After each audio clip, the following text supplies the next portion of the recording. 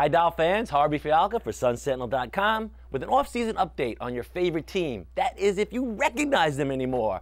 Team Vice President Bill Parcells and GM Jeff Ireland, they should do a guest shot on Nip and Tuck with the major facelift that they've performed on this Dolphins roster since taking over a few months ago.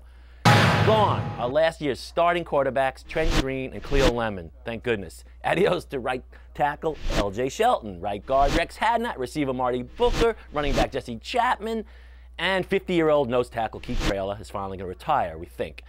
And the most touching loss of all, number 54, Zach Thomas. Believe it or not, now with the Dallas Cowboys, Parcells' former team.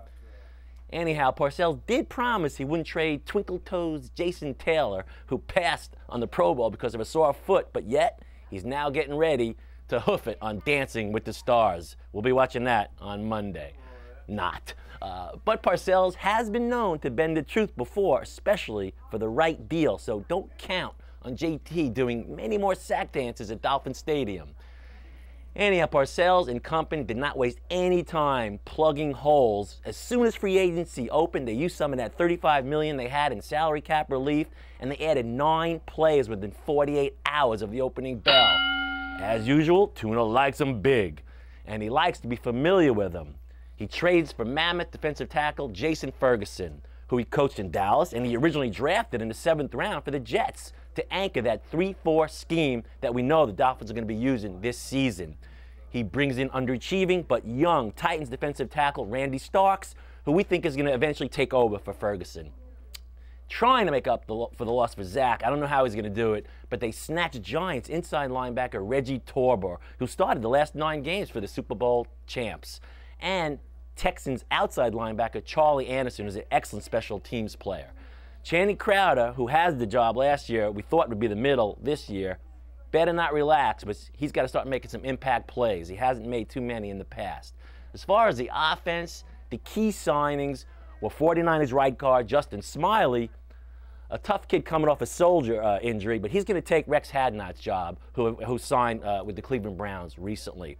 And he signed tall but sure-handed Jaguars receiver Ernest Wilford, who should pick up the slack that Marty Booker is now using in Chicago, his old team. And they'll be playing opposite the starter Ted Ginn Jr. But the big one was he brings in well-traveled quarterback Josh McCown. Not Luke McCown, not Cade McCown, but anyhow, I think this McCown's going to push John Beck for that starting job. I mean, he's got the size that Parcells covers. He's got strength. He's tough. He's mobile. He just has never played with a good system and with a good offensive line. The big trifecta of Parcells, Sperano, and Ireland addressed the poor special teams play from last season. They bring in fullback Boomer Grigsby from Kansas City, safety Keith Davis from the Cowboys, and even kicker Dave Rayner, who should give Jay Feely a run for his money as far as the kickoffs, but Feely's much better on field goals, so I don't see Rayner unseating Feely at all. So that leaves the upcoming draft, and that's what these guys are focusing on right now, 24/7, Parcells, Ireland, Sperano. They were at the Indy Combine, not Parcells, but nobody talked to us. It's like the cone of silence is up. Not even Agent 86 could crack it.